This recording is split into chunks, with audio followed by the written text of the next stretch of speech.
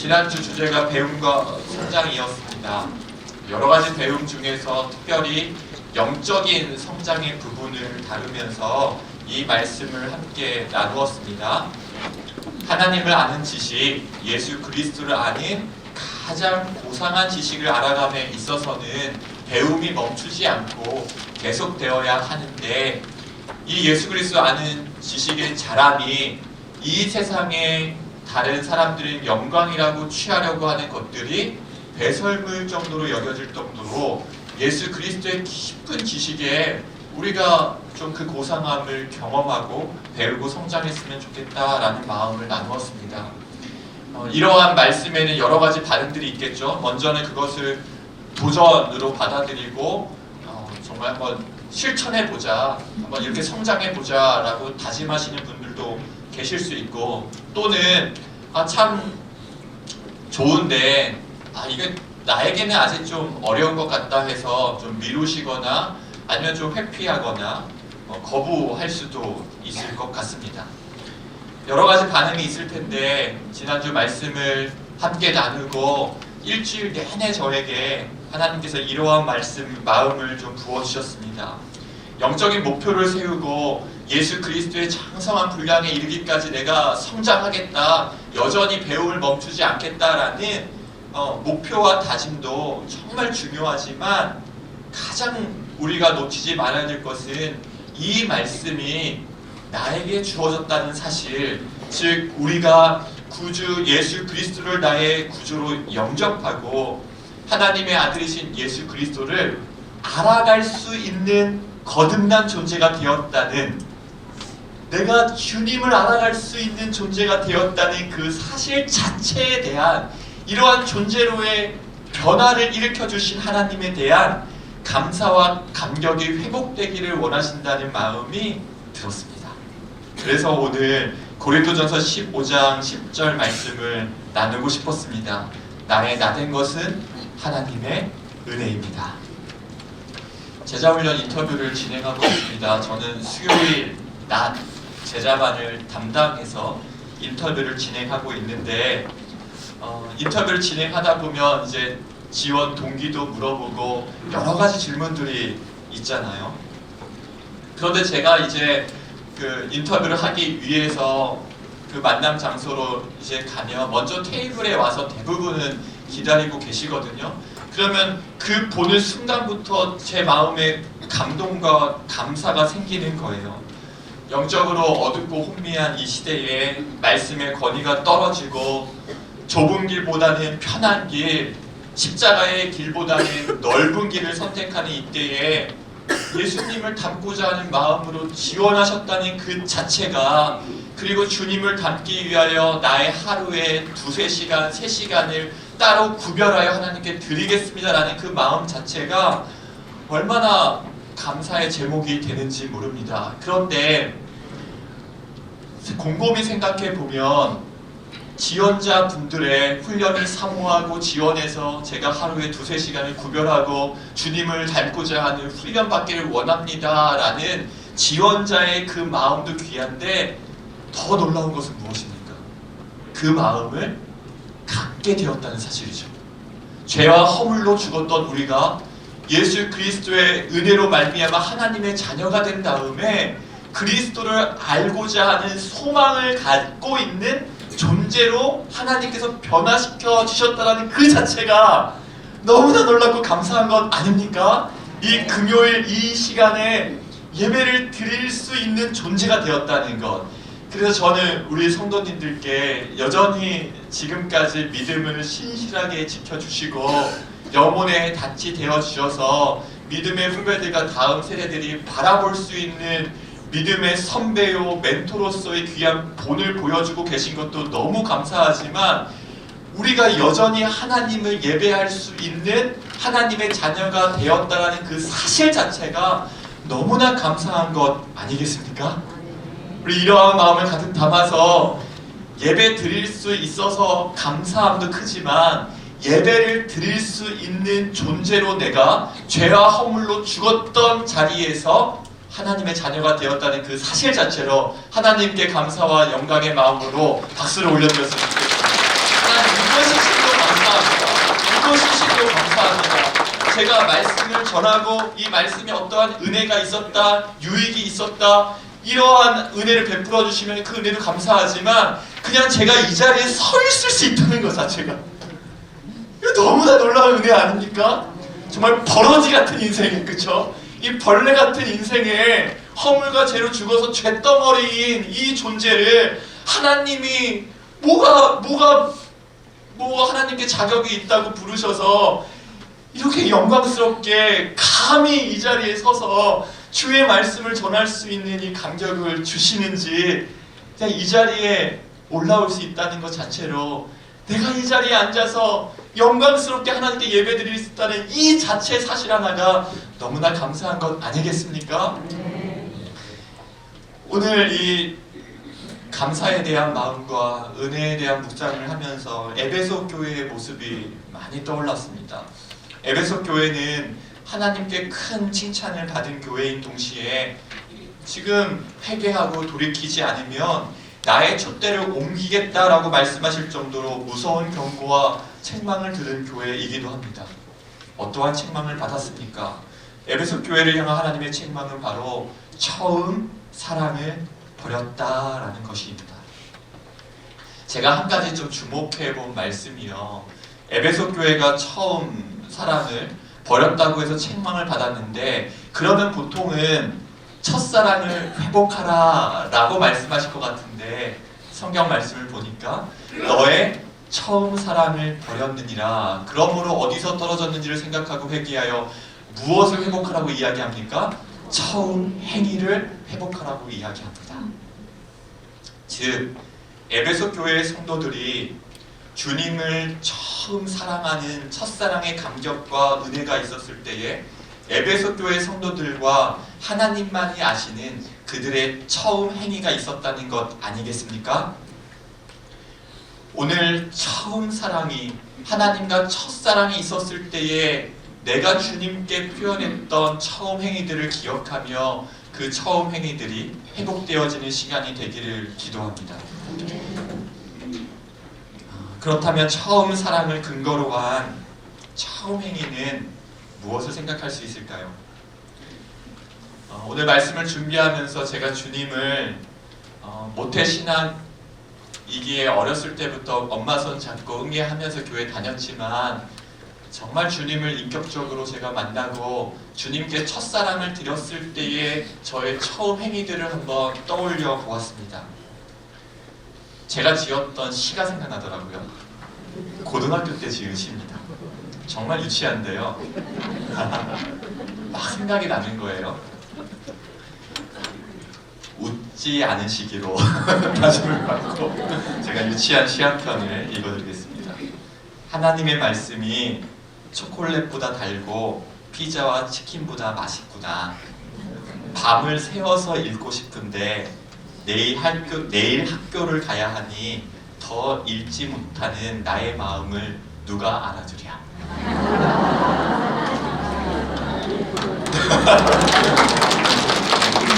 정말 유치하게 쓴 시 한 편인데, 이때가 주님을 너무나 사랑했을 때 제가 주님께 고백했던 처음 행위였습니다.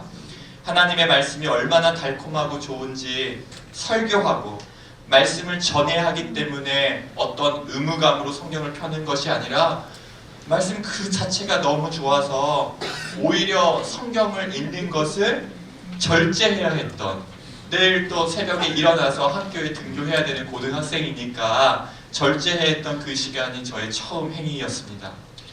제가 공으로 하는 운동을 정말 좋아하는데요. 고등학교 때 그 쉬는 시간 종이 땡 하고 울리면 정말 스프링처럼 튀어나가서 농구공을 막 던지고 그 짧은 10분에 또 땀을 흠뻑 흘리면서 또 수업시간 알리는 종이 울리면 막 뛰어들어 책상에 앉아있던 저였거든요. 점심시간이면 정말 1분 1초가 아까워서 점심시간에 축구하는 시간을 확보하기 위해서 3교시 끝나면 도시락을 까먹고 그렇게 좋아했습니다. 그런데 주님을 사랑하는 마음이 커지자 엉덩이가 떼지지 않는 거예요. 고등학교 남학생이 친구들 놀림을 두려워하지 않고 가방에 성경책을 넣어서 학교에 가고 책상 위에 성경책을 꺼내어 놓고 그렇게 운동하는 좋아했던 쉬는 시간에 말씀을 펴서 틈틈이 읽고 이 시간들이 저의 처음 사랑과 처음 행위가 있던 시간이었습니다. 여러분, 그렇다면 우리에게 원하시는 처음 행위 역시 무엇일까요? 성경을 읽는 것을 어떤 의무감으로 생각하고 하루에 몇 장을 내가 꼭 읽어야겠다 이렇게 다짐하고 읽는 것도 너무 귀하지만 그저 말씀이 좋아서 나를 너무나 사랑하시는 하나님의 약속의 말씀이 마치 나에게 보내시는 연애 편지처럼 느껴져서 그렇게 성경을 사랑하고 읽기를 원합니다. 필사하는 한자 한자에 주님을 향한 사랑을 담고 주의 은혜가 없이는 하나님의 말씀을 읽을 수도 들을 수도 깨달을 수도 없었던 우리가 거룩한 하나님의 말씀을 이렇게 가까이 대할 수 있다는 것 그 자체에 기쁨과 감사가 다시 회복되기를 축복합니다. 우리가 회복해야 될 처음 행위가 또한 무엇입니까? 에베소 교회를 향한 편지를 보면 기도에 관한 사도 바울의 권면이 참 많이 나오는데요. 처음 행위의 가장 대표적인 모습은 바로 주님과의 교제입니다. 얼마나 하나님 아버지께 하고 싶은 이야기가 많아지는지 멈추지 않고 조잘조잘 거리는 거예요. 하나님 아버지 앞에 나아가면 주께서 부어주시는 주님의 마음과 말씀을 내 작은 가슴에 다 담을 수 없어서 펑펑 울게도 됩니다. 성경을 초콜릿과 피자와 치킨으로 비유했던 그 시간에 겨울 수련회에 있었던 이야기입니다. 교회에서 이제 겨울 수련회를 하는데 항상 저녁은 이 부흥회로 맞춰지잖아요.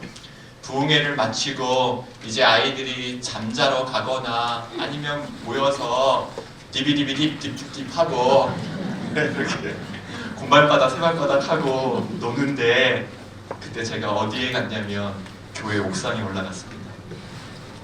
공식적인 모든 기도회가 다 마쳤고 이제 자도 되고 쉬어도 되고 놀아도 되는데 여전히 제 가슴에 불이 남아 있어서 그냥 이렇게 기도를 마치는 것이 너무나 아쉬워서 누가 기도하라고 하는 사람도 없는데 기도 시간을 체크하는 사람도 없는데 이제 편하게 자도 되고 쉬어도 되고 놀아도 되는데 옥상으로 올라가 새벽을 맞이할 때까지 기도했던 기억들이 생생합니다. 총신학부를 다니며 누가 시키지 않아도 수없이 동산에 올라 기도했던 시간들, 산에 올라 기도하고 금식하며 기도했던 시간들이 저에겐 처음 행위였습니다. 이러한 처음 행위가 다시 회복되기를 간절히 원합니다. 하나님과 아름다운 추억을 가지고 계신 시니어 성도님들께도 주님을 나의 구주로 처음 고백하고 은혜의 눈물을 흘리며 예배를 드렸던 순간들, 성경이 딱딱하고 어려운 책이라고 여겨졌다가 말씀 한 구절 한 구절이 나에게 들려주시는 말씀으로 내 마음에 닿고 기도가 너무 어려웠는데 여전히 기도가 어렵지만 하나님 아버지 내 마음 아시지요 하면서 그냥 나의 삶 그대로를 이야기했던 시간들, 우리의 신앙생활이 어떤 부담이나 의무감으로 느껴지는 것이 아니라 그저 우리를 구원해 주셔서 나를 자녀 삼아 주시고 하나님을 아버지라 부르며 주의 말씀을 읽고 예수 그리스도의 이름으로 기도할 수 있다는 사실 자체로 감사하고 감격하며 하루하루를 보낼 수 있기를 마음 다해 축복합니다. 에베소 교회를 향한 경고는 다른 무엇이 아니라 처음 사랑과 처음 행위를 잃어버린 것이었는데 이 사랑과 감격이 회복되어지는 방학 그리고 시니어의 시간들이 되기를 정말 마음 다해 축복합니다.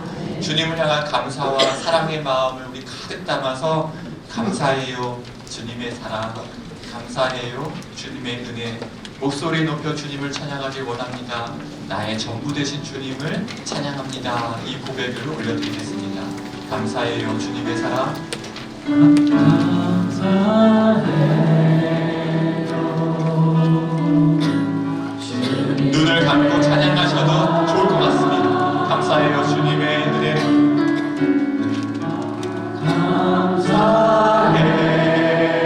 감사해요 주님. 우리 다시 한번 고백하겠습니다. 감사해요 주님의 사랑, 나의 처음 사랑과 처음 행위를 기억합니다.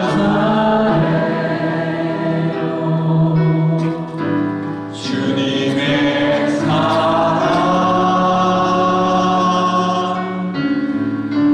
감사해요.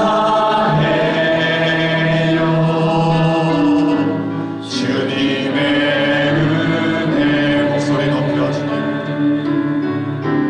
목소리 높여 주님을 영원히 찬양해요.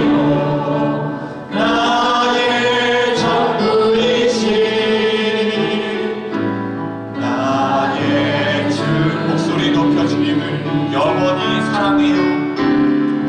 목소리 높여 주님을 영원히 사랑해요. 영원히 사랑해요. 나의 전부이신 나의. 우리 눈을 감고 다시 한번 찬양하겠습니다. 감사해요. 주님의 사랑 감사해요. 주님의 사랑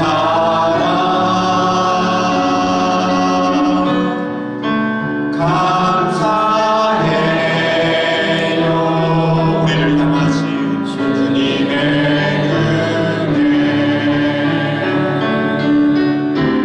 목소리 높여 주님을 영원히 찬양해요. 나의 전부이신 나. 우리 마지막으로 한 번 더 고백합니다. 목소리 높여 주님을 영원히 영원히 사랑해요. 목소리 높여 주님을 영원히 사랑해요. 나의 전부이신 나의 주님. 소원을 모으고 함께 기도할 때에 하나님 맞습니다. 제가 사실 그리워했던 것은 주님과의 첫사랑입니다. 사실 제가 지금 갈망하고 제가 원했던 것은 이 세상의 부와 영화가 아니라 주님과의 첫사랑과 구원의 감격이 다시 회복되는 것이었습니다. 주님으로 충분합니다 고백했던 그 시간들이 회복되어지길 원하고, 이 세상에 가치 있게 여겼던 것들이 하나님의 영광에 비하면 아무런 가치를 느끼지 못하고 주님의 말씀을 대하는 것, 주님의 이름을 나의 작은 입술을 벌려서 부르며 기도했던 그 시간들의 감격과 구원의 은혜가 다시 회복되기를 간절히 원합니다.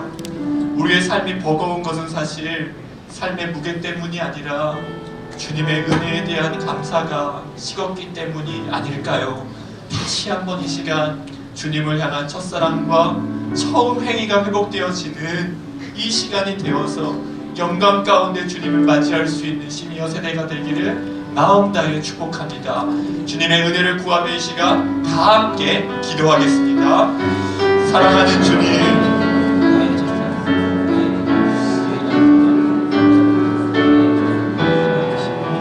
저를 부르신 그 은혜에 대해서 감사해서 내가 주님의 사역을 감당할 수 있다는 것, 내가 말씀을 전하는 자가 되었다는 것, 이 사실 자체가 너무나 감사해서 하나님 밤을 새도 즐겁고 새벽에 일어나는 것도 힘들지 않고 어떠한 사역이 주어져도 기쁨으로 감당했는데, 하나님 조금씩 지치고 조금씩 힘이 버거워지는 것은 사역의 무게 때문이 아니라 주님을 향한 감격과 구원의 은혜가 이전과 같지 않았기 때문이 아닐까 하나님 돌아보게 됩니다. 하나님 다시 회복하고 싶습니다. 다시 회복하고 싶습니다. 주님의 은혜에 깊이 빠져 날마다 주의 사랑 안에 거하며 그 구원의 감격을 노래했던 시간으로 다시 회복되었으면 좋겠습니다. 하나님, 넘치는 열정과 에너지로 힘있게 아버지는 사역하기는 어려울지 모르지만 우리의 마음에 주님을 향한 그 담력이 더욱더 깊어지기를 원합니다. 세월이 흐르면 흐를수록 은혜의 깊이도 깊어지고 그 구원의 기뻐하는 우리의 마음으로 설레인 것처럼 다시 살아나기를 원하오니 주님 예배해 주옵소서.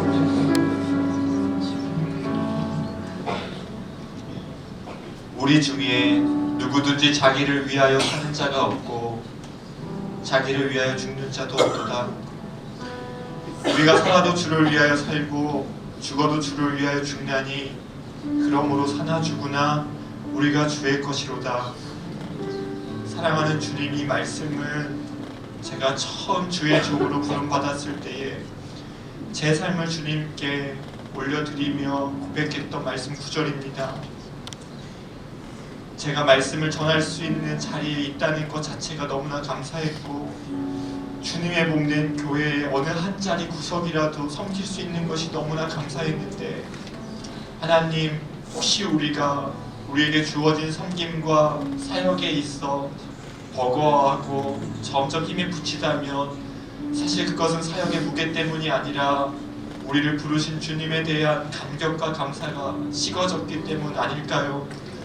눈물의 골짜기를 지날 때에도 주님의 함께하심이 느껴질 때에는 감사로 극복할 수 있었고 아무리 삶에 무거운 짐이 주어진다고 할지라도 주님과의 첫사랑이 살아있을 때에는 주님과의 교제로 함께하심으로 도우심으로 인도하심으로 거뜬히 이겨낼 수 있었는데 점점 삶의 무게가 버거워지고 힘겨워지는 것은 사실 삶의 무거움 때문이 아니라 주님을 향한 사랑이 식어졌기 때문 아닐까요? 하나님, 방학을 맞이하며 점점 은혜의 자리에서 멀어지는 것이 아니라 다시 처음 사랑과 처음 행위를 회복하게 되는 은혜의 시간이 될 수 있도록 주여 은혜를 내려 주옵소서.